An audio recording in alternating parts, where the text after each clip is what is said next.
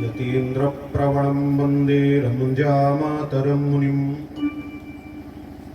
लक्ष्मीनाथसमारम्भां नाथयामुनमध्यमाम् अस्मदाचार्यपर्यन्तां वन्दे गुरुपरम्पराम्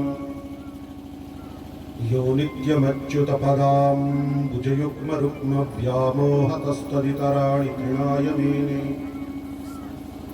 अस्मद्गुरोर्भगवतोऽस्य दयैकसिन्धो रामानुजस्य चरणौ शरणं प्रपद्ये श्रीरामानुजस्य चरणौ शरणं प्रपद्ये शुश्रूषाबलरामसूरिपदयोः श्रीरङ्गसूक्तिप्रदा विद्वद्भागवतार्यदेशिककृपा ज्ञानक्रियापोषिणी यस्य श्रीरघुनाथयोगिकरुणा ज्ञानक्रियावर्धिनी वन्दे श्रीकमलं परं च नयनं तं सूरिचर्यं गुरुं शाण्डिल्याभयवंशभूषणमणिं रामावतारात्मजं श्रीरङ्गार्यपदारविन्दमधुपं मान्यं सदा साधुभिः श्रीवाग्भूषणदिव्यभावविशदि कारप्रवीणं सदा शान्तं श्रीबलरामसूरिमनघं नित्यं भजे सादरम्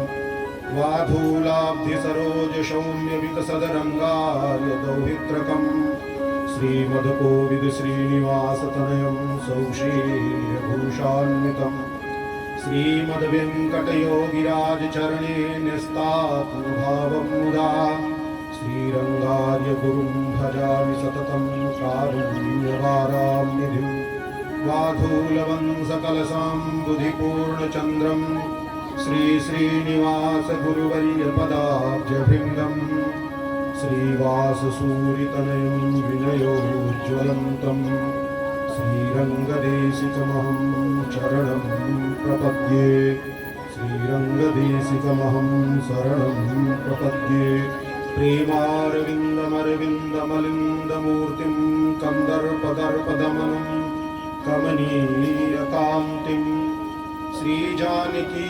वदनचन्द्रचकोररूपं साकेतनाथमजितं सततं नमामि वन्दे विदेहतनया पदपुण्डरीकं कैशोरसौरभसमाहितयोगिचित्तं हन्तुं त्रितापमनिशं मुनिहंससेव्यं सन्मानशालिपरिपीतपरागपुञ्जम् वाञ्छाकल्पतरुभ्यश्च कृपासिन्धुभ्य एव च पतितानां पावनेभ्यो वैष्णवेभ्यो नमो नमः। श्रीवैष्णवेभ्यो नमो नमः। अस्मद्गुरुभ्यो नमः। अस्मत्परम गुरुभ्यो नमः। अस्मत्सर्वगुरुभ्यो नमः। श्रीमते रामानुजाय नमः। अनंत कोटि ब्रह्मांड नायक अखिल हे प्रत्यनीत अनंत जगराधार अनंत प्रेमार्णव भगवान श्री शालग्राम श्री राधा कृष्ण श्री लक्ष्मी नारायण भगवान श्री यज्ञ नारायण भगवान जिनकी प्राण प्रतिष्ठा होने जा रही है, उनकी सन्निधि में हम आप विराजमान होकर के पुराण रत्न श्री विष्णु पुराण की कथा को श्रवण कर रहे हैं। श्री स्वामी जी महाराज के मुखारविंद से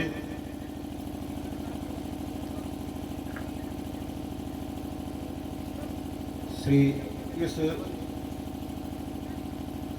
महान कार्य के संकल्पकर्ता और को बड़ छोट कहत अपराधु, कौन छोटा है कौन बड़ा है, हम सब मित्र हैं और मित्र में कोई छोटा बड़ा नहीं होता है। भगवान भी कहते हैं, भगवान वाल्मीकि रामायण में कहते हैं, मित्र भावेन संप्राप्तम न त्यजेयम कथंचन दोषो यद्यपि तस्य स्यात् सताम एतत् अगर हितम। भगवान कहते हैं जो मित्र भाव से हमारे समीप आता है, जो हमारा मित्र हो जाता है, न त्यजेयम कथंचन, उसका मैं कभी परित्याग नहीं करता हूँ।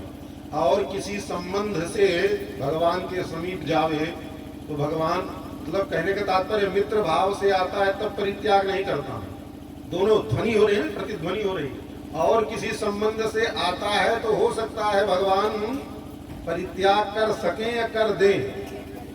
बोले क्यों? बोले कि मित्र भाव ही ऐसा होता है।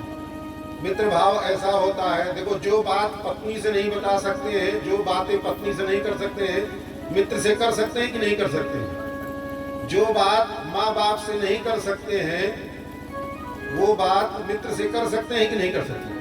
जीवन के गूढ़ से गूढ़, अंतरंग से अंतरंग बातों को भी मित्र से कही सुनी जा सकती है। और किसी अन्य संबंध में इतनी, यहां तक कि पत्नी भी हो गई, कहीं दूसरी जगह प्रेम या मन लग गया हो, तब वो किसी और से, अपनी पत्नी से किसी और की बात अपनी पत्नी से नहीं कह सकता है, पर अपने मित्र से ये भी बात वो कह देगा। पत्नी का सबसे ज्यादा किसी पुरुष का संबंध या किसी स्त्री का पति पत्नी का भाव सबसे ज्यादा गूढ़ और अंतरंग होता है, पर उससे भी ज्यादा अंतरंग, इसीलिए कहते हैं लंगोटिया यार है। इतना अंतरंग भाव होता है कि उस भाव में कुछ छुपा नहीं रहता। सब जगह, कहने का मतलब है सब जगह दुराव है, सब जगह कुछ ना कुछ दूरी है, पर मित्र भाव में कहीं कोई दूरी नहीं, कोई छुपाव नहीं। भगवान इसीलिए कहते हैं मित्र भावेन संप्राप्तम न त्यजेयम कथंचन। बोले अगर कोई दोष हो तो, बोले दोषो यद्यपि तस्य स्यात्, अगर उसमें दोष भी होता है तो दोष भी है तो सताम, फिर भी वो सज्जन है, सर्वगुण संपन्न है। अगर ही तम, मैं ही नहीं कोई दूसरी भी उसकी निंदा नहीं कर सकता है। कोई हमारे मित्र की कोई दूसरा भी उसकी निंदा नहीं कर सकता। वो अगरहित है, वो निंदनीय नहीं है, उसकी निंदा कोई नहीं कर सकता है। अच्छा, भगवान ने ऐसा किया क्या? बोले हाँ, केवल कहे नहीं, करके दिखाए। कैसे? बोले जे ही अघ बधेहु व्याध जिम बाली। भगवान ने जिस अपराध के नाते व्याध के समान बाली को मार दिया, मारा भी नहीं एक बाण से, जे ही अघ बधेहु व्याध जिम बाली असोई सुकंठ पुनिकीन कुचाली। बाली ने जो कर्म किया था वही दुष्कर्म फिर जा करके आगे सुग्रीव ने भी वही कार्य किया कि नहीं? बाली की जो पत्नी है तारा है, सोई सुकंठ पुनिकीन कुचाली और सोई करतूत विभीषण केरी। और वही कार्य आगे चल करके विभीषण ने किया। बोले तब, बोले सपने वो सोन राम ही हेरी। क्यों? क्योंकि सुग्रीव और विभीषण अब मित्र हो गए। तो प्रत्यक्ष में भी नहीं, स्वप्न में भी भगवान ने चिंतन नहीं किया। भगवान ने स्वप्न में भी चिंतन नहीं किया कि ये जो हमारे दोनों मित्र हैं ये किसी प्रकार का कोई अपराध किए क्या। अपराध किए नहीं, प्रश्न भी नहीं उठाए ठाकुर जी कभी किस अपराध किए क्या, क्योंकि मित्र है। मित्र भावेन संप्राप्तम न त्यजेयम कथंचन, ठाकुर जी महाराज का वाक्य है। तो इसलिए तो इस संबंध में कौन छोटा कौन बड़ा, को बड़ छोट कहत अपराधु, कौन छोटा है कौन बड़ा है, ये अगर कोई इस पर विचार करता है तो फिर अपराध के योग्य है। इस पर विचार नहीं करना चाहिए। तो हम सब बचपन के ही मित्र हैं, साथ में रहे, वृंदावन में साथ में रहे, खेले खाए हैं, तो एक जैसे हैं। यहाँ के इस बृहद कार्यक्रम और इस मंदिर और भी जितनी व्यवस्था है उसके संकल्पकर्ता हमारे श्री हरि जी। बहुत ज्यादा किसी का विशेषण ये लगाना हमको चापलूसी समझ में आती है। प्रेम का तो मतलब ये होता है बस सीधे सीधे, और भी जहाँ प्रेम होता है ना, प्रेम में भी फिर आप नहीं रह जाए क्या कर रहा है, तो क्या करता है। हमारे यहाँ ऐसे होता है, अपनी भाषा में तड़ाक वाली भाषा होती है, जहाँ प्रेम से बात होती है वहाँ फिर और भी। इस यज्ञशाला में यज्ञ कार्य, यज्ञ के यज्ञाचार हमारे पहाड़ी बाबा, पहले तो हम सब ऋषि बाबा कहते थे, अब सुन रहे नाम बदल गया है, अब पहाड़ी बाबा हो गए हैं, पहाड़ पे जाकर के रहने लगे हैं तो पहाड़ी बाबा हो गए हैं। इन सब महापुरुष जो भी श्री बलराम जी हैं, श्री भक्तिसार जी हैं और जो भी धरणी जी हैं, जितने भी हैं, सबके चरणों में एक साथ नमन वंदन करते हुए आप सबके चरणों में भी यथा योग्य अभिवादन करते हुए, प्रणाम करते हुए हम सब थोड़ी देर भगवत चर्चा, हमारे यहाँ देखो कथा के लिए भी क्या प्रयोग किया गया है। हमारे यहाँ कथा को कथा नहीं कहते, हमारे यहाँ कालक्षेप कहते हैं। क्या कहते हैं? कालक्षेप। कालक्षेप मतलब समय को बिताना है। समय कौन बिताता है? जिसके पास कोई काम नहीं रहता है। समय कौन बिताता है? जिसके पास कोई काम नहीं रहता। अच्छा, संसार में सबसे बड़ा काम क्या है? धर्म, अर्थ, काम, मोक्ष। ये 4 पुरुषार्थ है ना, 4 ही तो पुरुषार्थ है। अब वैष्णव के लिए चारों पुरुषार्थ का कोई मतलब नहीं है। धर्म तो भारतवर्ष की, भारत की भूमि में इस पुण्य धरा पर जो पैदा हुआ है, उसका धर्म तो थोड़ा सा सावधान हो जाए, प्रमादी ना होवे तो। प्रमादी नहीं है तो धर्म तो अपने आप ही होता है। यहाँ धर्म से विपरीत कोई जा ही नहीं सकता है, केवल प्रमाद न करे तो। और धर्म तो ऐसा है। अच्छा, आंख का धर्म क्या है? देखना है ना। आंख का धर्म है, आंख सूंघती तो है नहीं, आंख खाती तो है नहीं। आंख का जो धर्म है, आंख कर रही है तो यथा योग्य धर्म का पालन हो रहा है। मुख का, हाथ का, पांव का जो कार्य है, ऐसे मनुष्य मात्र का जो धर्म है हमारे भारतीय संस्कृति में, वो केवल थोड़ा सा प्रमादी ना होवे तो उसके धर्म का पालन स्वतः ही होता रहता है।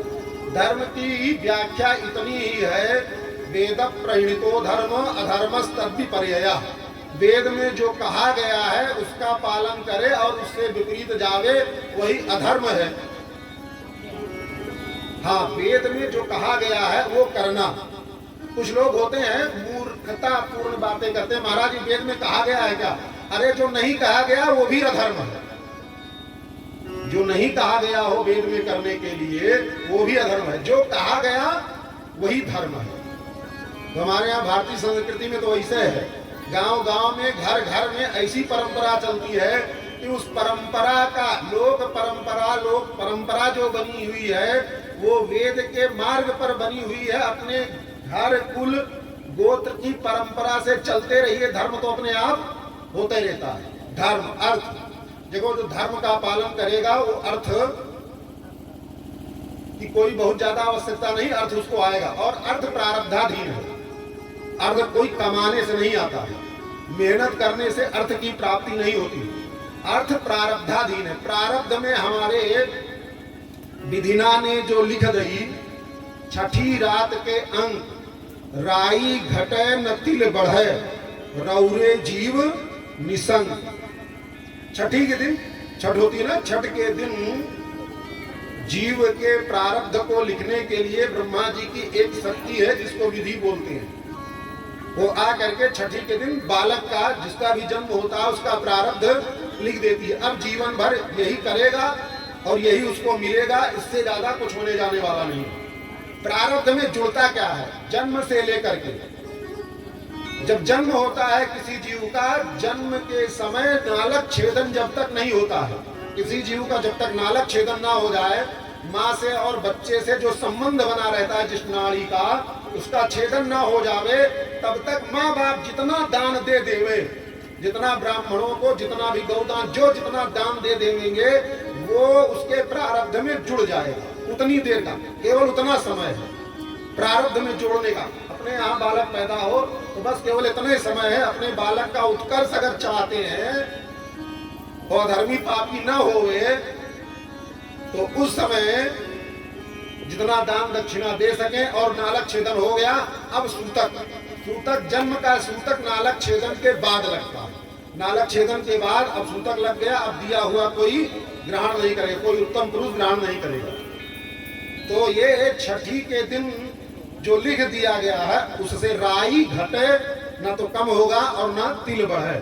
रौरे जीवनी से चिंता करना तो व्यर्थ की बात है। बिना मतलब का हम लाख करोड़ अरब खरब कमा लें, वो कमाना धमाना है नहीं। और मान लीजिए कोई अपने श्रम से बहुत कमा भी लेवे तो उसका कोई मतलब नहीं, कोई काम आने वाला नहीं। अब थोड़ा समझ लीजिए, कैसे नहीं आएगा। कर्ण का नाम सुने ना, कर्ण को सब जानते हैं। पुरुषार्थ कर्ण जैसा कोई महापुरुष कर नहीं सकता। कर्ण ने इतना पुरुषार्थ किया। वैसे तो है क्या, सूर्य पुत्र, पर प्रारब्ध का हीन है। क्या है? प्रारब्ध खराब है। सूर्य पुत्र होने के बाद पूरा जीवन वो सूद पुत्र कहलाता है। प्रारब्ध ठीक नहीं है। सूर्य पुत्र को सूद पुत्र कहा जाता है। राधे कहलाता है, जो रथ हाँकने वाले हैं उसको सूद बोलते हैं, उनका पुत्र। फिर भी उसने कहा मैं पुरुषार्थ करूंगा। कर्ण ने पुरुषार्थ किया और द्रोणाचार्य जी जहां अध्ययन कराते थे उनके समीप में जा करके, ये तो गलत बातें हैं जो उल्टा सीधा आजकल सुन लेते हैं ना, कथाओं में पढ़ते लिखते लोग नहीं, जानते बुझते नहीं। पहले जा करके द्रोणाचार्य के यहाँ जैसे सभी सीखते थे वैसे कर्ण ने भी धनुर विद्या सीखा। और इतना पुरुषार्थ कि महाराज उसके जो बाणों की तीक्ष्णता और उसका जो धनुर्विद्या, और एक ही विद्या में नहीं अन्य विद्याओं में इतना कुशल कि महाराज जितने राज कुल के बालक थे सब उससे पीछे। पर जब द्रोणाचार्य जी से जाके कहा प्रभु, क्योंकि अब एक समय जो अभ्यास का समय बीत जाता है तो फिर दिव्यास्त्र, उसने कहा गुरुदेव दिव्यास्त्र हमको भी प्रदान करें। द्रोणाचार्य ने कहा देखो दिव्यास्त्र केवल राजघरानों की धरोहर है। सामान्य व्यक्ति को दिव्यास्त्र का ज्ञान नहीं दिया जा सकता, क्योंकि क्यों? राज परिवार, जो राज परिवार के हैं उन्हीं को दिव्यास्त्र प्रदान किया जाता है। वहां आजकल लोग कहते हैं कि द्रोणाचार्य जी ने कहा तुम ये नहीं हो, तुम वो, तुम इस जाति को, वहां ऐसा नहीं। राज परिवार के अलावा हाँ ब्राह्मण को इसलिए दिया जाता है कि ब्राह्मण अगर दिव्यास्त्र नहीं लेगा तो आगे चल करके वो किसको आगे पढ़ाएगा, क्योंकि ब्राह्मण को दिव्यास्त्र का ज्ञान नहीं होगा। तो उसने कहा भी, आक्षेप में कहा भी द्रोणाचार्य से कि जो आपका पुत्र अश्वत्थामा इसको दिव्यास्त्र क्यों सिखा रहे हैं। तब द्रोणाचार्य ने कहा तुम अशिष्ट हो, तुम्हारे अंदर शिष्टता नहीं है। गुरु से तर्क व्यर्थ की बातें, तुमको मालूम नहीं है ब्राह्मण का बालक है और ब्राह्मण शिक्षा प्रदाता है। ब्राह्मण को अगर ब्रह्मास्त्र का ज्ञान, दिव्यास्त्र का ज्ञान नहीं होगा तो आगे चल करके वो शिक्षा की परंपरा को कैसे बढ़ाएगा जब उसको खुद ज्ञान नहीं होगा। पर वो फिर द्रोणाचार्य जी का मन खिन्न हो गया और फिर अध्ययन बंद हो गया। उसने अभी विचार किया, पूछा सब जगह, पता किया कि द्रोणाचार्य भी कहाँ से विद्या सीख करके आए, ये सब विद्या वही मैं सीखूंगा। तो पता चला कि द्रोणाचार्य जी परशुराम जी से, अपने है ना यही परशुराम जी की भी कथा आ जाती तो थोड़ा सा, तो पता चला कि परशुराम जी से जो है धनुर्विद्या सीख करके। और परशुराम जी के शिष्य का ये नियम था, परशुराम जी ने जिन जिन शिष्यों को धनुर्विद्या सिखाई, परशुराम जी के शिष्य के हाथ में अगर धनुष है तब तक कोई माई का लाल परशुराम जी के शिष्य को युद्ध में पराजित नहीं कर सकता है। इससे केवल शिष्य अगर है, शिष्य मात्र है तो परशुराम जी का सबसे छोटको गया गुजरा पहली कक्षा का भी होगा तब भी ये स्थिति परशुराम जी की। पर परशुराम जी ने एक बार जो है ऐसा समय आया कि धनुर्विद्या अब सिखाने के लिए बंद कर दिया, अब नहीं सिखाएंगे, किसी क्षत्रिय बालक को धनुर्विद्या अब नहीं प्रदान करेंगे। क्यों? एक बार की बात है, भीष्म पितामह के जो भाई हैं, सत्यवती के पुत्र हैं विचित्रवीर्य और चित्रांगद, इनका ब्याह करना हुआ। अब कोई उतने ज्यादा ये सब शक्तिशाली नहीं थे, पर हस्तिनापुर के राजकुमार है तो ब्याह किसी उत्तम कन्या से होना चाहिए। सत्यवती ने कहा कि पितामह, भीष्म पितामह से, उस समय देवव्रत नाम था, तो भीष्म पितामह ने जा करके 3 कन्याओं का हरण करके ले आए।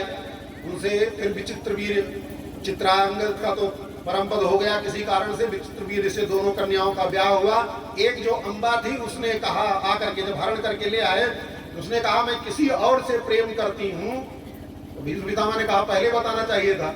तो उसने कहा उस समय धनुष बाण तलवार तीर चल रही, तो उसमें कहाँ बताने का समय मिला, आप जबरदस्ती बैठाए रथ पर लेकर के चले आए, हम यहाँ चली आई। तब उसने निवेदन किया सत्यवती से कि मैं किसी और से प्रेम करती हूँ, इसलिए विचित्रवीर्य से ब्याह नहीं कर सकती। तो भीष्म पितामह ने प्रेम पूर्वक उनको वापस कर दिया। और वहां गई जिससे प्रेम करती थी उसने भी ब्याह नहीं किया, लौट करके आ गई। आगे लंबी चौड़ी कथा है। पर भीष्म पितामह से फिर बोली कि अब आप ब्याह कीजिए हमसे। अम्बा लौट करके आई, क्योंकि प्रेमी भी हमारा ब्याह नहीं कर रहा है। और यहाँ मैं इनसे ब्याह कर नहीं सकती हूँ, अब आप ही करिए। भीष्म पितामह ने कहा मैं ब्याह नहीं करूंगा, हमारा व्रत है, आजीवन ब्रह्मचारी रहेंगे। बोले नहीं करना ही पड़ेगा, जबरदस्ती किया। बोले नहीं नहीं कर सकते।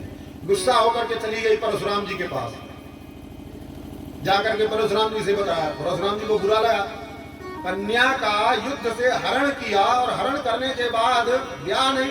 वैसे भी नियम है कि जिस कन्या का जो हरण करता है उससे हरण करने मात्र से उस कन्या का ब्याह उससे हो जाना चाहिए, ये नियम है।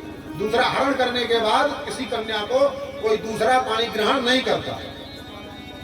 अब आ गए युद्ध के लिए भीष्म पितामह। पहले तो समझाया ब्याह करो, बोले नहीं करेंगे।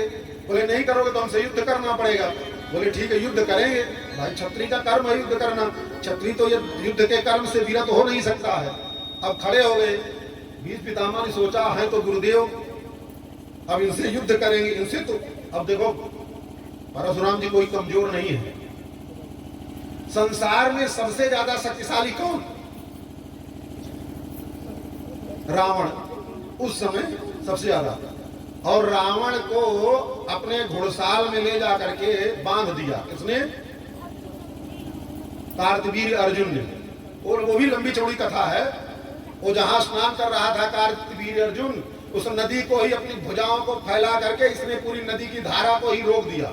पता चला क्या हुआ तो गया राम एक आया है 20 भुजा और 10 सिर वाला, पूरी नदी के वेग को ही रोक दिया। गया 2 थप्पड़ मारा और मार करके पकड़ करके ले आया और घुड़साल में बांध दिया। और अर्जुन जो है कार्तवीर्य अर्जुन, उसके घर के बच्चे कोच कूच करके रावण की दुर्दशा कर दिए। तो जो दुनिया का सबसे शक्तिशाली रावण था, विश्व विजेता, उस रावण को भी कार्तवीर्य अर्जुन ने ऐसे बांध के रखा कि उसके घर के बच्चे उससे खिलौना बना करके उसको खेल रहे हैं। और उस कार्तवीर्य अर्जुन को श्री परशुराम जी कोई सेना लेकर के नहीं गए, अकेले ही पूरे खानदान सहित सबको मार करके समझ। अब केवल परशुराम जी और कार्तवीर्य अर्जुन के युद्ध का वर्णन किया जाए तो भागवत की 1 सप्ताह अपने आप को युद्ध है। इतना विकट युद्ध किया है परशुराम। ऐसे ही पूरे खानदान को समाप्त कर दिया। अच्छा तो कौन शक्तिशाली? कहने का था रामो शस्त्र भृताम वरह, जो आया है ना, वो राम जी के लिए नहीं है, ये परशुराम जी के लिए। परशुराम जी जैसा शस्त्र धारण करने वाला कोई नहीं। राम जी भी रावण से लड़ने के लिए गए तो कितनी सेना लेकर के गए? पद्म 18 जूथप बंदर, 18 पद्म केवल जूथपति थे, सेनापति थे उस सेना के। तब जाकर के राम जी रावण से युद्ध किए। और यहाँ परशुराम जी अकेले उसके बाप को कार्तवीर्य अर्जुन को भी समाप्त कर दिए मार धाड़ करके बिना सेना के। तो कहने का तात्पर्य है भीष्म पितामह ने विचार किया अगर हम इनसे लड़ेंगे तो लड़ते लड़ते जीवन बीत जाए, परशुराम जी से विजयी कोई हो नहीं सकता है। क्योंकि वेद में शास्त्र में जितने भी अस्त्र शस्त्र कहे गए हैं या सुने गए हैं वो परशुराम जी के सामने सब साक्षात हो गए। कहीं इनको खोजने जाना नहीं पड़ेगा। तब क्या करें? रथ पर बैठे जाकर के और गुरुदेव को पहले जाकर के परशुराम जी को प्रणाम किया, साष्टांग प्रणाम किया। अब कोई अपना चलवा आया हो और कहे गुरुदेव हम युद्ध करने के लिए जा रहे हैं, आप आशीर्वाद दीजिए। देखो ब्राह्मण आशीर्वाद देने में कंजूस नहीं हो सकता। अपना भी सत्यानाश हो जाए पर कोई शिष्य कोई यजमान आवे कि गुरुदेव हमको आशीर्वाद दीजिए। परशुराम जी अपने स्वयं युद्ध करने जा रहे हैं और भीष्म पितामह आए, साष्टांग प्रणाम किए, गुरुदेव हम युद्ध की तैयारी के लिए जा रहे हैं, आशीर्वाद दीजिए। अब गुरुदेव जी आशीर्वाद क्या दिए? परशुराम जी ने कहा विजयी हो। अब यही विचित्र बात है ना संसार की रीति। तो जब परशुराम जी ने आशीर्वाद दे दिया विजयी भव का, तो अब बोले कि समझ गए हमको विजयी होने का आशीर्वाद दे रहे हैं, इसका मतलब क्या है? स्वयं भी नहीं लड़ना चाहते पर इनकी शरण में अंबा गई है। उस शरणागत का जे तजई निज हित अनहित अनुमान ते नर पामर पाप मह तिनहि बिलोकत हान। कोई भी किसी के यहाँ शरणागत होकर के आ जावे और उस शरणागत का परित्याग कर देवे तो उसको क्या करना? वो मुंह देखने लायक भी नहीं होता। जैसे कोई गो हत्यारा हो, ब्रह्म हत्यारा हो, पंच महापातकी हो तो उसका मुंह देखने से पाप लगता है, ऐसे ही कोई शरणागत का परित्याग कर देवे तो उसके भी मुख देखने से पाप होता है। तो अब अम्बा तो शरण में आई तो उसका परित्याग कर नहीं सकते। अब संकेत समझ गए, जैसे रथ पर पहुंचे, चढ़े और चढ़ करके सावधान सावधान की प्रतिज्ञा भई, युद्ध की तैयारी। इधर से शंखक ध्वनि भई, शंखक ध्वनि जैसे समाप्त भई, भीष्मपितामह ने अपने धनुष पर बाण चढ़ाया और कुछ नहीं, सीधे पाशुपतास्त्र का अनुसंधान कर दिया। वैसे पाशुपतास्त्र महादेव का अस्त्र है, उसका भी प्रतिकार है। ऐसा नहीं कि पाशुपतास्त्र का प्रतिकार नहीं किया जा सकता, प्रतिकार किया जा सकता है, पर भगवान शंकर से ही सारी धनुर्विद्या परशुराम जी ने सीखा है। सारी धनुर्विद्या परशुराम जी ने भगवान शंकर से सीखा है, और अपने गुरु का ही अस्त्र आ रहा है तो अपने गुरु का ही प्रतिकार करे तो ये भी गुरु का अपराध होगा। तो परशुराम जी ने धनुष पर बाण चढ़ाया ही, ऐसे खड़े हो गए। तो भीष्मपितामह ने कहा, गुरुदेव आप भी धनुष का अनुसंधान कीजिए, बाण का अनुसंधान कीजिए। बोले नहीं, तुमने पाशुपतास्त्र का अनुसंधान किया है और अब चलाओ। बोले नहीं, आप अपने धनुष पर बाण नहीं चला रहे हैं, हम आप पर ये बाण नहीं चला सकते, क्योंकि कोई सामने से अगर धनुष, हमारे यहाँ धर्म युद्ध होता था ना, कोई पीछे से छुप के रात में इधर से उधर से कोई मारकाट नहीं करता था, ललकार करके और आमने सामने। और ये चोरी चमारी करके लड़ना भिड़ना तो ये तो लेखों से आया, बाहर के लोगों से। हमारे यहाँ ऐसा नहीं होता था, हमारे यहाँ आमने सामने का युद्ध होता था। बोले जब धनुष आप नहीं चढ़ाएंगे बाण तो हम आप पर बाण छोड़ नहीं सकते हैं। तो बोले आप हट जाइए, परशुराम जी से बोले कि आप हट जाइए भीष्मपितामह से। तो भीष्मपितामह ने कहा ठीक है गुरुदेव, आपकी आज्ञा है। परशुराम जी ने कहा हम तो नहीं हटेंगे, तुमको बाण चलाना है चला दो, पर हम अपनी जगह से नहीं हटना, हमको नहीं हटना, तुम हटना चाहते हो तो हट जाओ। तो अब गुरुदेव की एक तरह की आज्ञा ही थी, और भीष्मपितामह जो है अपना रथ मोड़े और लेकर के चले गए। युद्ध खत्म हो गया। अब वो अम्बा देखी कि गुरु चेला मिल करके तो अपना अपना काम कर लिए ना, ये उनसे युद्ध किए ना युद्ध किए, हमारा तो काम फिर भी नहीं बना, तो चली गई तपस्या करने के लिए। आगे शिखंडी होकर के पैदा भई वो। अच्छा, शिखंडी लोग कहते हैं उल्टा सीधा, शिखंडी का आजकल मतलब समझते हैं क्लीब नपुंसक या दुनिया भर का छक्का, ऐसा नहीं। शिखंडी भी महापुरुष है, महारथी है, शिखंडी भी महारथी है, द्रुपद के पुत्र हैं, और सामान्य नहीं, वो भी महारथी सामान्य नहीं होता। लेकिन केवल भीष्म पितामह के सामने जब जाता है शिखंडी, तो शिखंडी के अंदर भीष्म पितामह को उसी अम्बा की छाया दिखाई देती है। वो जब भी दिखता है शिखंडी भीष्म पितामह को तो वही अम्बा की। ये सब मामला है। तभी से भीष्म पितामह ने परशुराम जी ने निर्णय कर लिया, अब आज के बाद किसी क्षत्रिय बालक को हम धनुर्विद्या नहीं प्रदान करेंगे। हो गया। अब कर्ण सामान्य तो था नहीं, बालक था, बुद्धिमान था, सूर्यपुत्र था, उसने पता किया, किससे पढ़े हैं, द्रोणाचार्य, पता चला परशुराम जी से। पर परशुराम जी अब किसी क्षत्रिय बालक को और किसी को सिखाते नहीं है। हाँ, ब्राह्मण, कोई ब्राह्मण अगर सीखने के लिए आवे तो ब्राह्मण के लिए मना नहीं करते हैं। तो ये अपना अब एक क्षत्रिय का वेश बदला और बस धोती अचला लगाया, ब्राह्मण का वेश बना करके पहुंच गया, साष्टांग प्रणाम किया, गुरुदेव साष्टांग प्रणाम। ऐसे सामान्य प्रणाम किया। हमारे यहाँ प्रणाम करने की परंपरा है, अपना प्रवर, अपना नाम, अपना गोत्र ले करके फिर भो गुरो त्वाम अभिवादय करके प्रणाम किया जाता है, परंपरा है। पर सीधे प्रणाम किया तो अब परशुराम जी ने पूछा कि तुम्हारा गोत्र क्या है? तो इसने सोचा गोत्र का कुछ पता नहीं है, और ब्राह्मण के अलावा नियम है, ब्राह्मण का जो गोत्र होता है वो जन्म से होता है। जिस ऋषि की परंपरा से हम आ रहे हैं, भृगु से, वशिष्ठ से या अत्रि से, जिन ऋषि की परंपरा से आ रहे हैं उन ऋषियों का नाम होता है। ब्राह्मणेतर जो होते हैं उनके जो गोत्र होते हैं उनके गुरु जी के नाम पर गोत्र होते हैं। जैसे राम जी का गोत्र क्या? राम जी का गोत्र वशिष्ठ।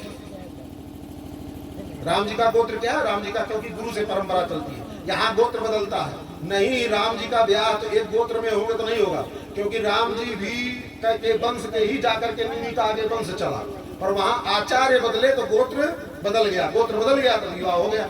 ऐसे ही गोत्र के बदलने की परंपरा है। ब्राह्मणेतर से इधर। तो उसने सोचा अब हम ब्राह्मण का तो जन्म से होता है पर ब्राह्मणेतर का जन्म से होता नहीं, चालाकी ये क्या है, ये कर्ण की चालाकी है। तो उसने कहा हम भार्गव हैं, भार्गव मतलब भृगुवंश के, भार्गव तो हम सब भी हैं। तो उसने कहा कि हम भार्गव हैं, तो समझ लिए भार्गव कह रहा है तो उसका मतलब ब्राह्मण और ब्राह्मण के देश से आया है। तो परशुराम जी ने कहा ठीक है, किस लिए पधारे? बोले हम आपसे विद्या अध्ययन धनुर्विद्या सीखना चाहते हैं। बोले ठीक है, पहले कहीं सीखे हो? बोले हाँ। तो सारी वार्ता भाई, तो बोले ठीक है। अब परशुराम जी को भी कर्ण को विद्या सिखाने में बड़ा आनंद आ, इतना परशुराम जी जो सिखावे दूसरे दिन ही सब तैयार। अब ऐसा कोई अध्ययन करने वाला छात्र होवे तो गुरुजी को भी पढ़ाने में बहुत मजा आता है। और एक दिन पढ़ावे 10 दिन, क्यों भैया याद किया? बोले नहीं गुरुजी याद थोड़ा याद हुआ है, एक के लाइन याद हुई है, कल दूसरी भी सुना देंगे। तीसरे दिन याद मारे गुरुजी तीसरी वही, चौथी नहीं वही, ऐसे ऐसे टाल मटोल करे तो फिर पढ़ाने वाला गमन नहीं करता है, फिर ऐसे बाटिया दे। पर वो पट्ठा रोज तैयार करके पहुंच जावे। परशुराम जी धीरे धीरे जितनी भी विद्या थी सब परशुराम जी से सीख लिया, ब्रह्मास्त्र पर्यंत। तो एक दिन परशुराम जी जा रहे थे, रास्ते में थक गए तो नदी के किनारे शयन कर रहे थे। अब शयन करना रास्ते में तो कोई था नहीं, तो कर्ण ने जब परशुराम जी सोने लगे तो कर्ण जो है अपनी जंघा पर परशुराम जी का सिर रख लिया और परशुराम जी सो गए। अब हुआ ये कि उसी समय, अब ये तो देवताओं की कुचाल थी, कीड़ा बन करके आया, भ्रमर होता है ना जो गोबड़ौला जिसको बोलता है, जमीन में विच्छेद कर देता है, कहीं विच्छेद करता चला जाता, वो आया और उसी जांग में, जिस जांग पर सर रख करके परशुराम जी लेटे हुए थे, उसी जांग पर छेद करना प्रारंभ किया, काटना प्रारंभ किया। कोई सामान्य व्यक्ति होता तो सामान्य चींटी भी काटती तो व्यक्ति कांप जाता है, पर पट्टा इतना सहनशील, देखिए उसके अंदर कितनी सहनशीलता कर्ण के अंदर, कि इस पार से जांग से काटना शुरू किया उस भ्रमर ने और पूरी जंघा को पार कर गया काट कर। जब दूसरी तरफ पार किया, सर रखा था, तो अगर किसी की जंघा में छेद हो जाए तो रक्त की धारा बहती है, ऊपर से जैसे रक्त की धारा गले पर पहुंची परशुराम जी के, गरम गरम खून, कोई भी कितनों नींद में हुए पर पानी का छींटा मारो जग जाता है ना, और वैसे नीचे से भी रक्त की धारा बही, तो वो भी नीचे से भी परशुराम जी की शीतलता प्रदान भई। तो नींद टूटी, एकाएक देखे और देख करके जो है क्रोध में क्या हुआ, देखे तो कोई कीड़ा काट रहा था, जल्दी से कुछ औषधि आज लपेट करके ठीक किए, फिर पूछे क्यों तुमने हमसे झूठ बोला? बोले नहीं गुरुदेव, कौन सी बात झूठ? बोले नहीं, तुम ब्राह्मण नहीं हो सकते, ब्राह्मण के बालक में इतनी क्षमता नहीं है, वो इतना सहनशील ब्राह्मण नहीं हो सकता है कि उसकी जांग को इधर से उधर पार कर जावे और वो उफ तक, मतलब जंघा को हिलावे भी नहीं। कर्ण ने देखो गुरु की सेवा कितनी की, गुरु की सेवा इतनी की कि अपनी जंघा को हिलाया भी नहीं, कंपन भी नहीं आने दिया। जंघा को कीड़ा आर पार काट रहा है, उसके भी बाद गुरु जी की निद्रा न टूटे इसलिए अपनी जांघ तक को भी हिलाया नहीं, उस पीड़ा को कष्ट सहता रहा, बर्दाश्त करता रहा। परशुराम जी ने कहा तुम ब्राह्मण नहीं हो सकते हो, तुमने हमसे छल किया और छल करके पढ़ी हुई विद्या, देखो नियम है, जो जैसे जिस चीज को पाता है उसको वो चीज वैसे ही प्राप्त होती है, वैसे ही काम आती है। ईमानदारी से धन कमाओ तो ईमानदारी से धन खर्च होगा, और ईमानदारी से धन नहीं कमाओगे बेईमानी, तो धन भी बेईमानी में ही जाएगा। तो जो जैसे आता है उसके जाने का रास्ता भी वैसे होता है। तो छल करके विद्या पढ़े हो, इसलिए परशुराम जी ने कहा जब तुमको हमारे विद्या की सबसे ज्यादा आवश्यकता होगी उसी समय हमारी विद्या तुमसे छल कर जाएगी। अब आप सोचिए कर्म कितना करना, कर्ण जैसा कर्म करना किसी सामान्य व्यक्ति की बात है। गुरु की सेवा भी की, गुरु की सेवा कर, और ऐसा सेवा जो कोई कर नहीं सकता है, उसके बाद भी मिला साथ। क्यों? क्योंकि प्रारब्ध का हीन है, प्रारब्ध अच्छा नहीं है। और भी देखिए, चलिए अब ये धनुर्विद्या सीख करके आए, सीख करके रंगशाला में पहुंचे, क्योंकि इसने भी विद्या अध्ययन किया। इधर कुरुवंश के बालक जो थे, दुर्योधन आदि और पांडव आदि सब लोग गए रंगशाला में। अभी होने लगा कौन कितना शक्तिशाली है, सबकी प्रशंसा। वहां भी पहुंच गया और कहा कि सबकी विद्या तो परीक्षा हो गई। जब अर्जुन की विद्या की परीक्षा होने लगी और सर्वश्रेष्ठ धनुर्धर के रूप में घोषित कर दिया, तो रोक दिया कर्ण ने जाकर, हे गुरुदेव अभी हम बाकी हैं, संसार का सर्वश्रेष्ठ धनुर्धर अर्जुन नहीं, पहले मुझसे युद्ध करे तब। पूछ लिया उस समय। यहां केवल राजकुल के बालकों का परीक्षण हो रहा है। अगर तुम किसी राजकुल से हो तो बताओ, तुम्हारा परीक्षण हो जाएगा, युद्ध कर सकते हो। अब उसके पास तो कोई था नहीं, राजकुल का कोई परिचय था नहीं। तब तक दुर्योधन तो धृतराष्ट्र का पुत्र न, वो चालाक था। उसने मगर अंग का राज्य प्रदान कर दिया। उसने आकर के अपनी तरफ मिलाने के लिए उसने अंग का राज्य दे दिया और बोले मैं इसको अंग देश का राजा बना रहा हूं, अब ये भी राजा हो गया, इससे युद्ध कर सकता है। भीष्म पितामह, द्रोणाचार्य और कृपाचार्य सबने डांट लगाई, मूर्ख कहीं के, कुल कोई राजा हो जाने से राजा कुल का नहीं हो जाता है। कुल का मतलब है उसकी 7 पीढ़ी 8 पीढ़ी कहां से उसका कुल खानदान चला रहा। तुम अभी इसको राजा बना रहे हो, पर इसके कुल खानदान का तो पता होना चाहिए। अब टाइम टाइम फिर सो गया, फिर भी कुछ नहीं हुआ, चला गया। पर उसके जीवन का ध्येय बन गया कि मैं अर्जुन से युद्ध कर करके और अर्जुन को पराजित कर। मौका भी कई बार मिला युद्ध करने का। विराटनगर जहां के स्वामी जी है ना, एक बार मौका मिला कर्ण को युद्ध करने का विराटनगर में। पर देखो, जो लोग कर्ण की बहुत प्रशंसा करते हैं ना, वो समझिए, लोग कहते हैं महाराज कर्ण से तो अच्छा अर्जुन है, अर्जुन से अच्छा तो कर्ण ही था। कर्ण की, और दिनकर ने तो रश्मिरथी ही लिख दी है कर्ण की प्रशंसा में, पर झूठी प्रशंसा है। उसको पढ़ करके सत्य मत मानिएगा। अगर सत्य मानना है तो महाभारत पढ़िए, कर्ण और के कुल खानदान का कर्ण कैसा है। एक बात जानते हैं ना, द्रौपदी का जो चीर हरण हुआ किसके कारण हुआ मालूम है? द्रौपदी का चीर हरण क्यों हुआ? कर्ण के कारण।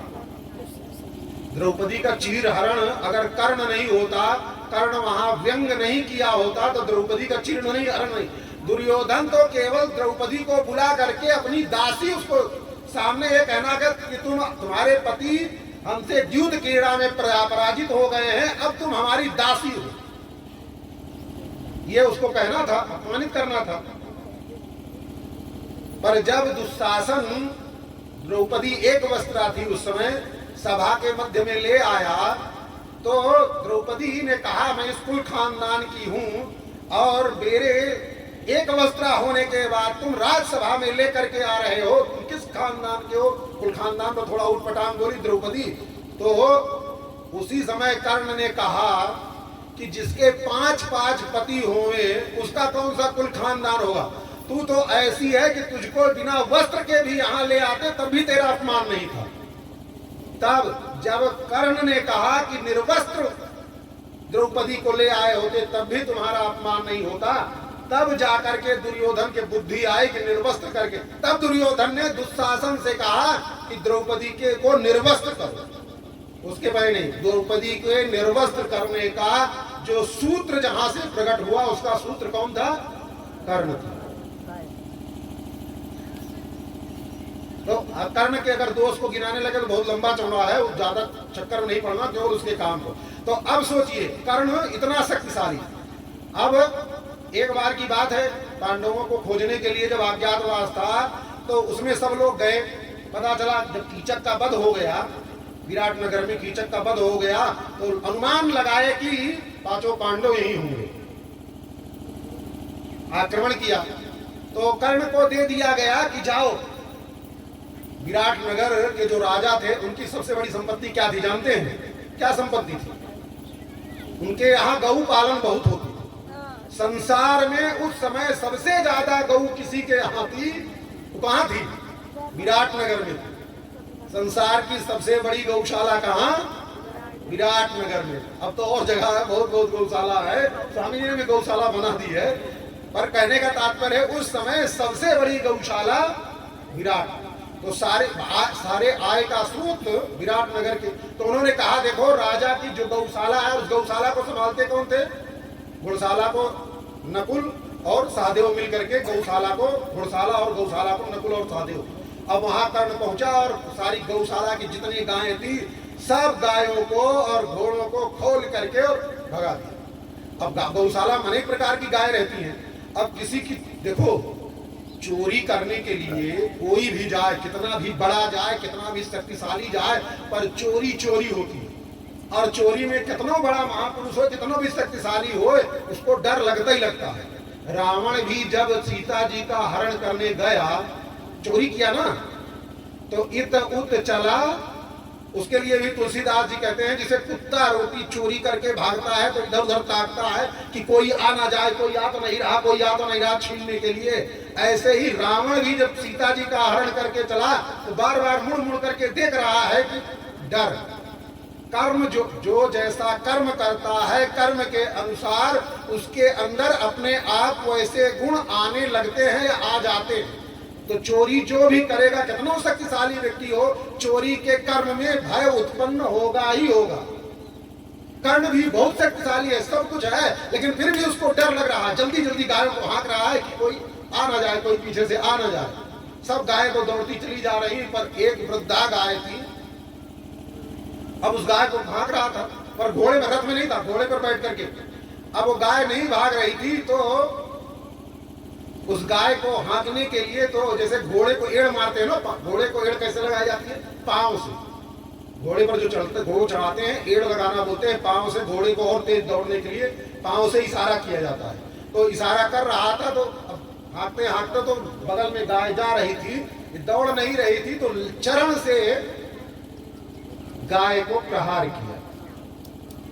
अच्छे कुल खानदान का व्यक्ति कभी गाय को चरण से प्रहार करता है?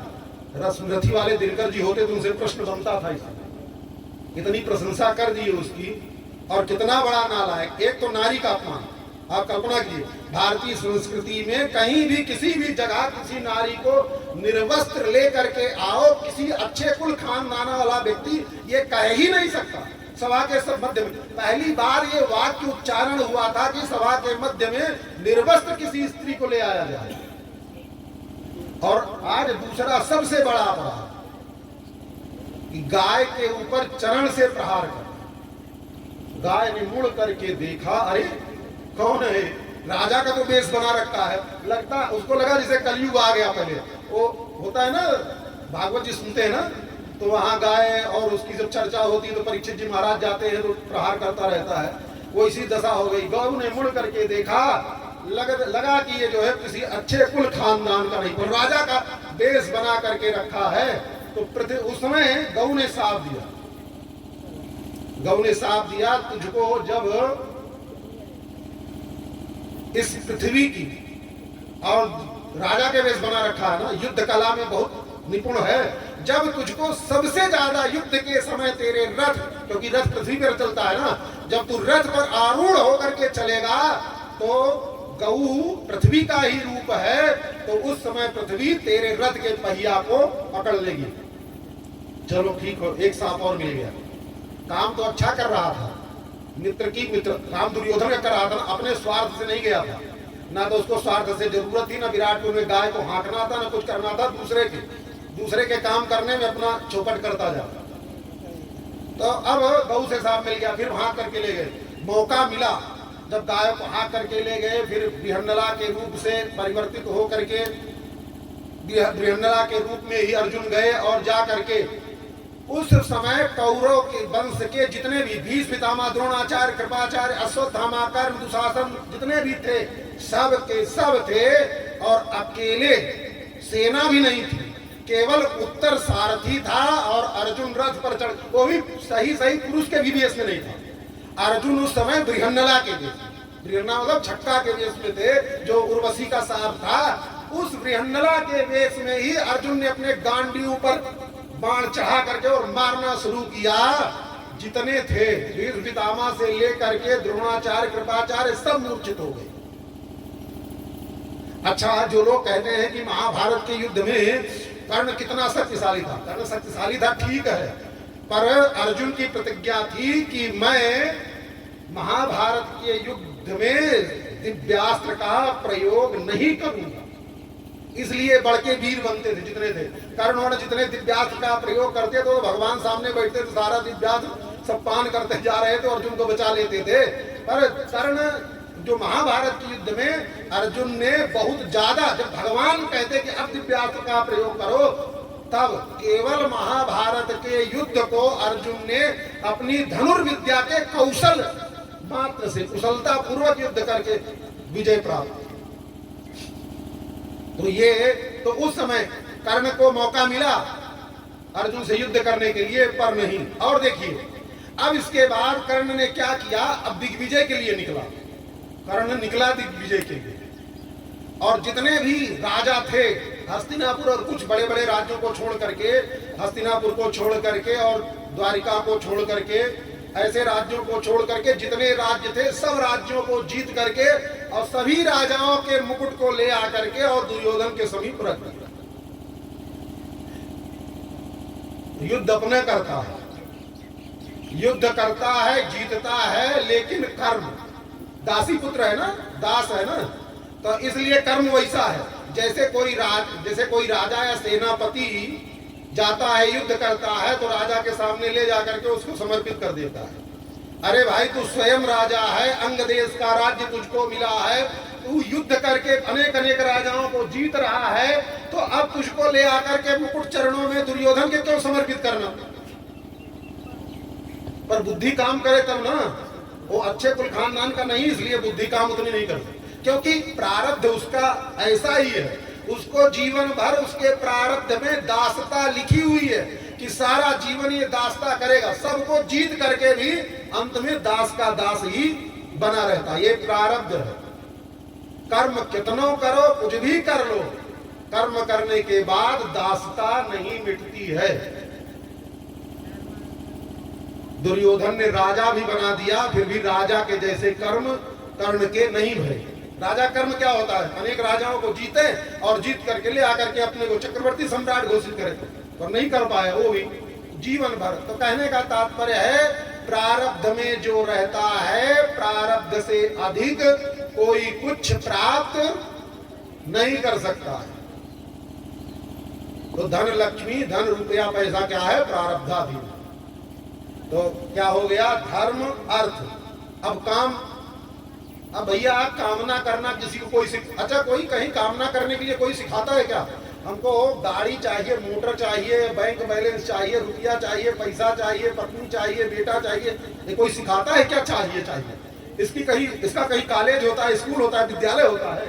कामना तो सबके अपने आप अंदर में प्रकट होती है, और उस काम की पूर्ति जिसके हृदय में जो भावना जगती है, उस कामना की पूर्ति के लिए वो तत्पर होता ही होता है। उसमें लिए कोई बहुत बड़ी बात नहीं। धर्म अर्थ काम, हाँ, चौथा पुरुषार्थ क्या है, मोक्ष। चार पुरुषार्थों में क्या है, चौथा पुरुषार्थ मुमुक्षु होना, मोक्ष की कामना, अच्छी बात है। पर भारतवर्ष के जितने लोग हैं निवासी, वो मोक्ष के लिए भी उपाय करें, ये भी ज्यादा उचित नहीं समझ में आता है। मोक्ष के लिए भारतवासी, वैष्णव नहीं, केवल भारतवासी जो सनातन धर्म में पैदा हुए हैं, उनको मोक्ष की कामना भी करने की कोई आवश्यकता नहीं, क्योंकि मोक्ष तो अपने आप ही हो रहा है। कैसे हो रहा है? भगवान ने कहा कि देखो सनातन धर्मियों के लिए 7 पुरियां बना दी, अयोध्या, मथुरा, माया, काशी, कांची, अवंतिका, पुरी, द्वारावती चैव सप्तहिता मोक्ष। ये 7 पुरियां जो है क्या देती हैं, मोक्ष। यहाँ शर्त नहीं है कि ये करोगे तो मोक्ष मिलेगा, ये करोगे तो मोक्ष नहीं। वहां जाओ, जैसे कहीं अन्न क्षेत्र हो, अन्न क्षेत्र मतलब अन्न बट रहा हो, भोजन बट रहा हो, तो वहां ये नियम नहीं कि फावड़ा चलाओ, कुदाली चलाओ, खेत गोड़ करके आओ, ये करके आओ तब भोजन मिलेगा। अन्न क्षेत्र में तो कोई भी जाओ, लाइन में लगो और नंबर आएगा तो अन्न मिल जाएगा। ऐसे ही जैसे अन्न क्षेत्र हैं, वैसे ये 7 मोक्ष क्षेत्र है। यहाँ जो भी जाएगा उसको मोक्ष मिलेगा ही मिलेगा। चलो ठीक है भैया, कोई जब जाएगा तब ना पाएगा। मान लिया कोई गए नहीं तो नहीं पाएगा, बिल्कुल बात सही है। पद्म पुराण उठा करके देखिए, पद्म पुराण में लिखा हुआ है, जहाँ सालग्राम महात्मा है, सालग्राम महात्म्य में है, जहां सालग्राम भगवान जहां भी रहेंगे 1 योजन पर्यंत कोई भी मरेगा, सालग्राम भगवान जहां हैं 1 योजन पर्यंत जहां किसी की भी मृत्यु होगी तो उसको मोक्ष हो जाएगा, नरक में जाएगा नहीं, उसको सीधे भगवान के धाम में जाना है। अब पूरे भारत नेपाल सब जितना भी सनातन धर्मी जहां जहां रहते हैं, अब खोज 1 योजन का मतलब 1 योजन में 4 कोस और 1 कोस में 3 किलोमीटर, 4 के 12 किलोमीटर, 12 किलोमीटर की एरिया परिक्रमा करो। कोई ऐसा भारतवर्ष का कोई ऐसा क्षेत्र नहीं होगा जहां 12 किलोमीटर की एरिया में सालग्राम भगवान ना होवे, तो वहां मरेगा कोई तो उसको मोक्ष होना ही होना। चलो मान लो सालग्राम भी ना हो, तुलसी जी का जहां महात्म्य लिखा है उसी पद्म पुराण में, तुलसी जी जहां होवे 1 कोस पर्यंत, मतलब कितना 3 किलोमीटर, 3 किलोमीटर जहां तुलसी जी की वायु लग करके जहां 1 कोस पर्यंत जाती है, वहां भी अगर किसी की मृत्यु होवे तो उसको भी नरक नहीं होगा, उसको भी सीधे भगवान के धाम में ही जाना है। अब खोज हारो, मोक्ष के लिए कोई साधन करने की आवश्यकता है क्या? अगर पता है, ज्ञान है, तो मोक्ष के लिए भी बहुत ज्यादा साधन करने के लिए भारतवर्ष के जीवों को आवश्यकता नहीं है। तब भैया तो धर्म अर्थ काम मोक्ष, इसीलिए हमारे यहाँ ये तीनों चारों की कोई आवश्यकता नहीं। हमारे यहाँ जो होता है उसको सत्संग होता है, उसको क्या कहते हैं? कालक्षेप। कालक्षेप क्यों? क्योंकि धर्म भी मिल गया, अर्थ भी मिल गया, काम भी मिल गया, मोक्ष भी मिलाया है। अब किसके लिए करना? तो समय बिताना है। कालक्षेप का मतलब निश्चिंत हो करके सब मिल गया, जिसको सब मिल गया है, निश्चिंत हो करके अब अपने समय को सत मार्ग में, सत्संग में समय को केवल बिताना है, समय बिताना है, बस इसके अलावा और कुछ नहीं है। तो कालक्षेप कहते हैं हमारे यहाँ ये परंपरा। तो अब एक ही नहीं, ये तो वही शास्त्र पुराण की बात, ये तो वही शास्त्र पुराण की बात। और मान लीजिए इस पर भी ना चले, रामानुज स्वामी जी एक बार यात्रा करते करते करते करते पहुंच गए तो ताद्री से आगे लंबे नंबी नारायण भगवान है, लंबे नारायण भगवान। रामानुज स्वामी जी जब वहां पहुंचे तो लंबे नारायण भगवान ने अपने सब देखो, अपने सब ऐसे है ना कि अपने सब मंदिर में नियम पूर्वक नहीं जाते हैं।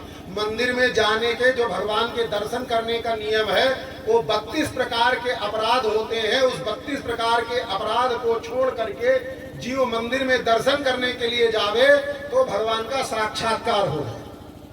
पर अपने सब जाते नहीं। तो रामानुज स्वामी जी भगवान का दर्शन करने के लिए जाएंगे तो काहे को कोई अपराध करेंगे, क्योंकि सर्वज्ञ है। जब लंबे नारायण भगवान का दर्शन करने के लिए गए तो लंबे नारायण भगवान ने रामानुज स्वामी जी से पूछा, हे रामानुज, तुम्हारा ऐसा वैभव है कि इस संसार को, पूरे भूमंडल को वैकुंठ जैसा बना दे रहे हो। जिसके भी समीप जाते हो सब मोक्ष के मार्ग के अनुयायी होते चले जा रहे हैं। हमने रामावतार लिया, कृष्णावतार लिया, वामनावतार लिया, नृसिंहावतार लिया, कितने कितने अवतार लेकर के, और कृष्णावतार में तो गीता का उपदेश भी कर दिया और कह दिया कि हम ही जगत गुरु हैं। सब कुछ कहने के बाद भी इतना भूमंडल पर जीवों को अपनी ओर आकर्षित नहीं कर पाए। तुममें ऐसा कौन सा गुण है जिस गुण के नाते जीवों को हमारी ओर उन्मुख कर रहे हो, सबको मोक्ष के मार्ग पर लगा दे रहे हो? कौन ऐसा गुण? रामानुज स्वामी जी ने कहा, गुण तो है, बिना गुण के तो होता नहीं है कोई काम। तो बोले हमको भी बताओ। भाई अगर बता दोगे, वो रहस्य का पता चल जाएगा तो हो सकता है अगला अवतार हम भी ले, तो सीखे रहेंगे तो अगले अवतार में हमारे काम आएगा। तो रामानुज स्वामी जी ने कहा, ये रहस्य की बात है भाई, जो गुण है हमारा वो रहस्य की बात है, ये हल्ला करके नहीं बताया जाता है। बोले तब कैसे बताया जाता है? बोले ये रहस्य की बात है, इसको बहुत गोपनीय रखा जाता है, इसको कान में बताया जाता है। बोले ठीक है, हमारे कान में बता दो। तो लंबे नारायण ने कहा हमारे कान में बोल दो। तो रामानुज स्वामी जी गए और जा करके लंबे नारायण भगवान के कान में द्वय मंत्र सुना दिए, और द्वय मंत्र सुना दिए, बोले यही हमारा साधन है, इसी के बल पर संसार के जितने भी जीव मात्र हैं उन सब को हम वैकुंठ की ओर, वैकुंठ जाने वाले मार्ग पर सबको अग्रसर करते जा रहे हैं। अब जब कान में मंत्र दे दिया, द्वय मंत्र प्रदान कर दिया, तो लंबे नारायण भगवान ने कहा भैया तुम तो हमको ये मंत्र दे दिए, और मंत्र प्रदाता गुरु होता है, मंत्र जो कोई देवे वो आचार्य होता है, और मंत्र तब फलता है, मंत्र प्रदाता आचार्य अगर गुरु मंत्र दे देवे तो गुरु मंत्र जो प्रदाता होता है उसको कुछ ना कुछ गुरु दक्षिणा देनी चाहिए, और गुरु दक्षिणा ना देवे तो मंत्र फिर फलेगा नहीं। भाई हमको अगला अवतार लेना है, और इसी मंत्र के बल पर अगले अवतार में हमको भी काम करना है, और हम गुरु दक्षिणा ना देवे और अगले अवतार में कहीं हमारा मंत्र काम ना करे, तो इसलिए अभी भी गुरु दक्षिणा दे देते हैं। अब आप हमारे आचार्य हो गए हो, बताओ गुरु दक्षिणा क्या दे देंगे? तो रामानुज स्वामी जी ने कहा देखो अब गुरु दक्षिणा दे रहे, यही हमारी गुरु दक्षिणा जब देना चाहते हो तो जो भी इस मंत्र को प्राप्त कर लेवे, जो भी इस मंत्र को प्राप्त कर लेवे उसके गुण दोष को बिना विचार किए वैकुंठ तक पहुंचाते रहिए, बस यही हमारी गुरु दक्षिणा है। भैया भगवान अपने गुरु जी को दक्षिणा, गुरु दक्षिणा देने में कंजूसी तो कर नहीं सकते, कर सकते हैं क्या? हम आप भले कंजूसी करें, क्योंकि हमारा तो मनुष्य जैसा स्वभाव है, पहले दीक्षा लेने के लिए हम मन में जा गुरु जी को जाकर के 1100 1000 जितना भी इतना देंगे, पहुंचते उठते मन में पता नहीं क्या बात आवे, धीरे धीरे होते 500 निकले, फिर और कम निकले, हो जाता है इसे, मन करता है, बहुत जगह होता है इसे मतलब पहले तो खूब भाव, जब तुरंत देखा एक भाव जगता है ना तो मन करता है लुटा देंगे, सब कर देंगे, लेकिन जब अंत तक पहुंचते पहुंचते ये होता है कि अरे अब इतना कहाँ करेंगे, तो उतना सही, ऐसे हो जाता है। पर ये मनुष्य का दोष है, भगवान में ऐसा नहीं है ना। तो भगवान अपने गुरु जी को दक्षिणा देंगे तो उसमें तनिको कमी नहीं छोड़ेंगे, क्योंकि भगवान पूर्ण है ना, पूर्णमदः पूर्णमिदम्, भगवान जो भी करते हैं वो पूरा करते हैं, भगवान कुछ अधूरा नहीं करते हैं। तो आपको विश्वास है ना भगवान कभी अधूरा नहीं करेंगे, और द्वय मंत्र मिल गया है ना तो भगवान के भरोसे निश्चिंत हो जाओ। अब भगवान की जिम्मेदारी है, भगवान अब अपने धाम में ले ही जाएंगे। और भी 12 पुराण में 12 नारायण भगवान कहते हैं कि नयामि परमाम गतिम, जो भी हमारे आ जाएगा शरण में मैं उसको अपने घर तक ले जाऊंगा, पहुंचाऊंगा परम पद। तो जिसको भी, और एक बार नहीं, रामानुज स्वामी जी ने 5 बार वरदान भगवान से मांगा है, रंगनाथ भगवान से, वेंकटेश भगवान से, ऐसे करके 5 बार। और इस धरा धाम पर अभी वेंकटेश भगवान भी विराजमान है। जब वेंकटेश भगवान को शंख चक्र भगवान दिया तो वेंकटेश भगवान ने भी हाथ जोड़ लिया। शंख चक्र प्रदाता आचार्य होते हैं, जो कोई भी शंख चक्र किसी को देवे तो शंख चक्र प्रदाता आचार्य होते हैं, तो उनको कुछ ना कुछ आचार्य को गुरु दक्षिणा देनी चाहिए। तो रामानुज स्वामी जी ने उनसे भी यही वरदान मांगा कि जो कोई भी, जैसे तुम शंख चक्र प्राप्त करके आचार्य मान लिए हो, और जो कोई भी संसार में शंख चक्र लांछित हो जावे, एक बार शंख चक्र प्राप्त कर लेवे, उसके गुण दोष का बिना विचार किए उसको अपने धाम, उसको अपना गुरु भाई मानो, और गुरु भाई मान करके अपने धाम में पहुंचाते रहो। बस यही गुरु दक्षिणा है। वेंकटेश भगवान तिरुपति में विराजमान है और उनका यही काम है। आचार्य जो अपने चेला को, अपने शिष्य को दे करके आज्ञा गए हैं, तो वेंकटेश भगवान का रुपया कमाना, पैसा कमाना तो गौड़ कर्म है, वो तो संसार का काम है, वो काम नहीं। असली काम क्या है वेंकटेश भगवान का? असली काम यही है वेंकटेश भगवान का, जो भी एक बार शंख चक्र से लांछित हो जाता है, रामानुज स्वामी जी का संबंध स्थापित हो जाता है, उस संबंध के नाते वेंकटेश भगवान उन जीवों को वैकुंठ पहुंचाने का काम कर रहे हैं।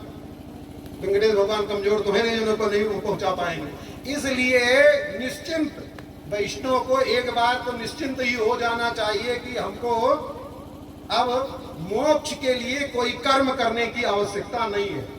ये ज्यादा समय तो नहीं हो रहा है, हाँ नहीं तो हम सब तो गप्पी लोग हैं, बोलते रहे तो कोई सीमा नहीं है, कब तक बोलते जाएंगे, कब तक बोलते जाएंगे, कोई सीमा नहीं है। और स्वामी जी को आगे की परंपरा जो विष्णु पुराण की जो चल रही है उसको तो कहने का तात्पर्य है, क्योंकि अब जो कथा इतनी बोले उसका अंतिम तात्पर्य तक तो पहुंचावे, इतना काहे के लिए बकबकाए इतनी देर तक। तो अब कहने का तात्पर्य ये सब कुछ नहीं करना है तो क्या करना है? तो उसके लिए नियम यह है, आराध्य भगवान ब्रजेश तनयो तद्धाम वृंदावन। यद भक्त्या पुंडरीकाक्षम स्तवैरर्चे नरस सदा। जो भीष्म पितामह जी कहते हैं युधिष्ठिर जी के पूछने पर कि क्या करना चाहिए, जीव को क्या करना चाहिए उसको, तो भक्ति पूर्वक भगवान का आराधन करना चाहिए। तो यहाँ चैतन्य महाप्रभु जी कह रहे हैं क्या करना है जीव को। चैतन्य महाप्रभु जी कहीं अलग से नहीं, चैतन्य महाप्रभु जी जो वैष्णवता अपने यहाँ ले आए वो कहाँ से सीखे। वो श्रीरंगम में जाकर के 6 महीना तक रहे, वैष्णव और वैष्णवता कैसी होती है उसको सीख करके आए, फिर उसके बाद प्रचार किया पूरे संसार में कि वैष्णव और वैष्णव का आचार विचार कैसे करना चाहिए। जाकर के देखिएगा जहाँ चैतन्य महाप्रभु रहे हैं वहाँ वो जहाँ है प्रधान गोपुर के आगे थोड़ी दूर पर, वहीं से रह करके दर्शन करते थे। कहने का तात्पर्य है, और रहे जहाँ वहाँ गोपाल भट्ट जी की वाली है, अलग अलग अनेक प्रकार के स्थान हैं। तो कहने का तात्पर्य है चैतन्य महाप्रभु जी कह रहे हैं कि क्या करना चाहिए वैष्णव को। तो आराध्य भगवान ब्रजेश तनया, भगवान जो नंद नंदन है, यशोदा नंदन है, वो आराध्य है। आराध्य भगवान ब्रजेश तनया। और भी कोई यशोदा और नंद नाम के और भी बहुत से संसार में कहीं भूल न हो जावे। लोग सोच ले कि हमारे गांव में भी एक बहुत सुंदर छोरा है, उसके भी मैया बाबा का नाम यही है, नंद और यशोदा है, तो उसी के छोरा कहीं पूजन पाजन करने लगे तो बोले उसको नहीं, तद धाम वृंदावनम। जिनका धाम वृंदावन है, जो वृंदावन के वासी हैं, आराध्य भगवान ब्रजेश तनयो तद धाम वृंदावनम। तो कैसे आराधना करें? बोले हाँ, रम्या काचिद उपासना ब्रजवधू वर्गेण या कल्पिता। कैसे उन नंद नंदन की उपासना करें? कहते हैं जिस प्रकार से उस ब्रजमंडल की जो गोपियां हैं उन गोपियों के जैसा, उन गोपियों के जैसा आराधन करो। वो गोपियां क्या करती हैं? अगरबत्ती धूप, ये कोई घंटी बजाती है क्या? गोपियों की आराधना क्या है? आराध्यो भगवान ब्रजेश तनयो तनया तद्धाम वृंदावनम रम्या काजिद उपासना ब्रज बधू वर्गेण या कल्पिता। कैसे करें? जैसे ब्रज बधू, ब्रज गोपियां भगवान श्री कृष्ण चंद्र की उपासना करती हैं वैसे उपासना करें। तो कैसे करना है महाराज? अब वो तो करके चली गई, हमको तो कुछ पता नहीं है। तो बोलते हैं श्रीमद् भागवतम पुराणमलम, श्रीमद् भागवत अमल पुराण है, उसमें जिस प्रकार के आराधन की विधि बताई गई है, एकादश स्कंद पढ़ोगे तो पता चल जाएगा भगवान के आराधन की विधि क्या है। श्रीमद् भागवतम पुराणमलम प्रेमः पुमार्थो महान। तो मान लीजिए महाराज हम पूरी भागवत ना पढ़ सके तो बोलो चलो हम ही बता देते हैं। उस भागवत पुराण में यही कहा गया है कि पुरुषों के लिए कोई भी जीवधारी है तो 4 पुरुषार्थ उसके लिए जरूरी नहीं है। वैष्णवों का 5वां पुरुषार्थ होता है। तो 5वां पुरुषार्थ क्या है? प्रेमः पुमार्थो महान। जो महान पुरुषार्थ है वो भगवान से केवल प्रेम करना है। धर्म अर्थ काम मोक्ष वैष्णवों का पुरुषार्थ नहीं है। क्या है पुरुषार्थ? केवल प्रेमः पुमार्थो महान। भगवान से प्रेम करो। क्या है? राम ही केवल प्रेम प्यारा और जान ले जो जाननिहारा। भगवान को केवल प्रेम प्रिय है, ना तो घंटी डोलाना पसंद है, ना ये करना ना वो करना। हृदय से प्रेम करो। और हम सब करते क्या है? भगवान से व्यवहार करते हैं, संसार से प्रेम करते हैं। उल्टा है। अब इस संसार का जो प्रेम है उसको पलट देना है। देखो जो महापुरुष होते, साधु महात्मा, वो भी खाते हैं, वो भी सोते हैं, वो भी रहते हैं। वो उनका क्या होता है? वो अपने व्यवहार को जो संसार में करते हैं वो संसार से उसको हटा देते हैं। प्रेम भगवान से करते हैं और संसारी लोग क्या करते हैं? वो संसार से प्रेम करते हैं। महात्मा क्या करते हैं? भगवान से प्रेम करते हैं और संसार से व्यवहार करते हैं। और संसारी क्या करते हैं? संसार से प्रेम करते हैं, भगवान से व्यवहार करते हैं। आप इसी को बदल दीजिए। इतने बदल देने से प्रेमा पुमार्थो महान। श्री चैतन्य प्रभोर मदमिदम तत्रादरो ना परः। श्री चैतन्य महाप्रभु का मत है, इससे इतर और कोई साधन नहीं है और भगवान से बड़ा कोई और है नहीं। बस केवल एकमात्र भगवान के आराधन में। और कैसे आराधन करते हैं? भगवान के आराधन की विधि भी बहुत अनेक प्रकार की है। भगवान को केवल प्रेम भरी दृष्टि से ही देखो, वो भी भगवान की आराधना ही। तो आराधन की और सी विधि है, क्रम बहुत ज्यादा है क्योंकि बढ़ाते जाएंगे तो बढ़ते जाएगा, इसलिए स्वामी जी के विष्णु पुराण की जो आगे की कथा है वो प्रचलित हो गए। अपने सब जब मौका मिलेगा ऐसे चर्चा करते रहेंगे। बोलिए श्री वृंदावन बिहारी लाल की, श्री लक्ष्मी नारायण भगवान की, श्री अयोध्या धाम की। सरयू मैया यहीं से बह करके जा रही है, हम सब अयोध्यावासी हैं। श्री सरयू मैया की, श्री परशुराम धाम की, श्री भाष्यकार भगवान की। देखो भैया, अपने सबको तो और कोई संबंध हो तो हो, अपने सबको जो कुछ भी मिलना जुलना है रामानुज स्वामी जी के संबंध से। कथा तो समाप्त कर रहे हैं, पर पता नहीं कल बोलने को मिले कि ना मिले। एक बात और बोल देते हैं, बस उसके बाद कथा की समाप्ति। एक बार की बात है, पराशर भट्टर स्वामी जी गए, रंगनाथ भगवान को साष्टांग प्रणाम किया। श्री पराशर भट्टार्य श्री रंगेश पुरोहित श्री वत्सांग सुता श्रीमान श्रेयसे भूयसे। तो रंगनाथ भगवान के पुरोहित हैं, वो गए और रंगनाथ भगवान को प्रणाम किया। तो प्रणाम करते अपने यहाँ क्या बोलते हैं? प्रणाम करते समय क्या बोलते हैं? अपराध सहस्र भाजनम पतितम भीम भगवान और भगतिम शरणागतम हरि कृपया केवलम आत्मसात करो। यही बोले प्रणाम करते समय। जब प्रणाम करते समय बोल के साष्टांग किए तो रंगनाथ भगवान पीठ पर एक मुक्का मारे पराशर भट्टर के। अब वो तो साष्टांग करते थे, कभी कुछ होता नहीं था। जब बोल करके साष्टांग प्रणाम किए, एक मुक्का पड़ा तो उठे, क्या हुआ भगवान? बोले क्या हुआ करके ऐसे अचमकाए कि उठे। और कोई साष्टांग कर रहा हो, कोई जोर से मुक्का मारे तो कैसे उसको होगा? तो ऐसे चौक करके उठे पराशर भट्टर स्वामी। तो भगवान बैठे थे पहले तो श्री विग्रह के रूप में, और आज साक्षात भगवान। प्रभु क्या हुआ? बोले क्या हुआ बदमाश कहीं का, ये क्या बोल रहा था? बोले क्या बोल महाराज, हम आपको साष्टांग बोल रहे थे, श्री यामुनाचार्य स्वामी जी ने कृपा किया, उसी के श्लोक को बोल रहे थे। बोले वो उनके लिए श्लोक था, तुम्हारे लिए थोड़े ना था। बोले क्या गलती क्या हुई? पराशर भट्टर स्वामी जी ने पूछा गलती क्या हुई? बोले फिर से बोल। तो बोले अपराध सहस्र भाजनम पतितम भीम भगवान बोधरे। जैसे बोले अगति, फिर मुक्का उठाया, चुप हो गए पराशर भट्टर स्वामी। बोले प्रभु क्या हुआ? बोले अगति क्यों है? रामानुज स्वामी जी अब हो गए हैं, अब अगति नहीं हो, अब सगति बोलो। अब हमारी गति कौन है? रामानुज स्वामी जी। इसलिए आज से सगतिम शरणागतम हरे कृपया केवल मातु। अपनी गति रामानुज स्वामी। वो रामानुज स्वामी जी से पहले यामुनाचार्य जी प्रवृत्ति जो थे पहले के, वो अगति बोलते थे, उनके लिए ठीक था। अब अपने सबके लिए,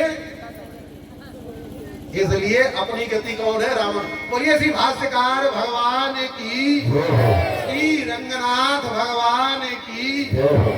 बाकी की चर्चा स्वामी जी महाराज। श्री